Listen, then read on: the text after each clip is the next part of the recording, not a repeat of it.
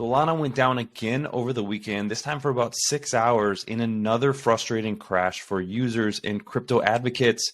So what happens? Is this growing pains, and is it time to give up on Solana? Well, I'm going to answer all that here, and I'm going to give you a little bit of a bullish thesis on why this isn't the worst news for Solana long term. First of all, let's get into what happened. The Solana blockchain went down for about 6 hours on October 1st. This is the 8th major outage of Solana, at least since the blockchain was launched in 2022.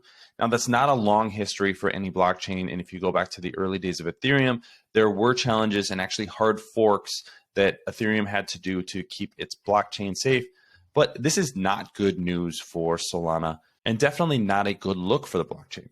What exactly happened? Well, it appears that a validator caused this downtime. This is an analyst, Lane, who says that a misconfigured node caused the unrecoverable partition of the network, basically causing the entire network to go down. Now, this is an edge case. It seems like something that should be fixable by software upgrades to validators, but it still causes downtime, so that's not good for the blockchain. And these are kinks that Solana continues to have to work through over time. Thanks to our friends at The Motley Fool for sponsoring this video. Visit fool.com/Riiv to receive the top 10 stocks to buy right now. Is this something to be really worried about with Solana, or is this simply growing pains that we're going to have to get used to over time? Well, I think the answer is actually the latter. And it goes back to something that Vitalik Buterin, who was one of the co-founders of Ethereum, talked about with the scalability trilemma. And this is a graphic that Buterin showed on his blog.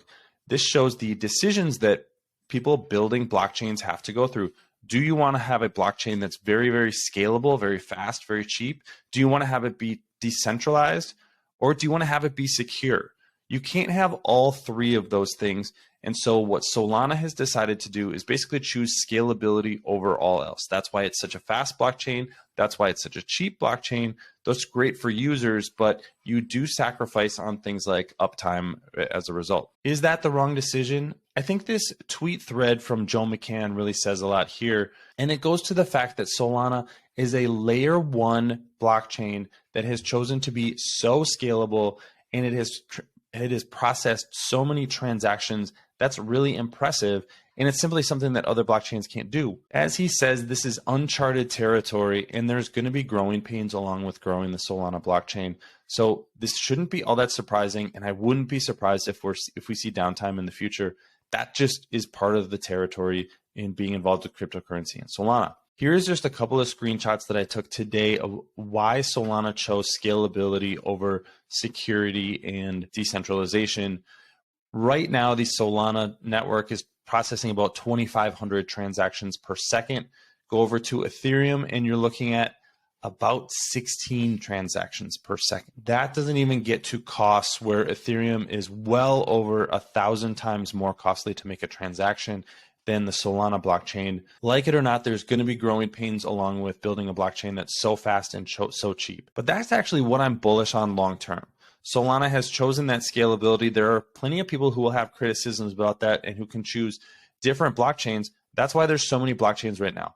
But developers and users are moving to blockchains that you can actually use to do things. And Solana, that's why Solana continues to grow even in this crypto winter. That's why I am bullish on Solana long term. This was not a great outage. There's no way to spin that. But I think that there will be upgrades made. The team is already working on it. We will also see what the post-mortem looks like when that's completed. Expect that there will probably be downtime in the future at some point. But I would take that over a higher cost and less usable blockchain, which almost any other blockchain is at this point. Thank you for watching. Don't forget to subscribe to the Riiv Project, where I'll be covering disruptive technologies like the blockchain and cryptocurrencies. And I will see you again next time.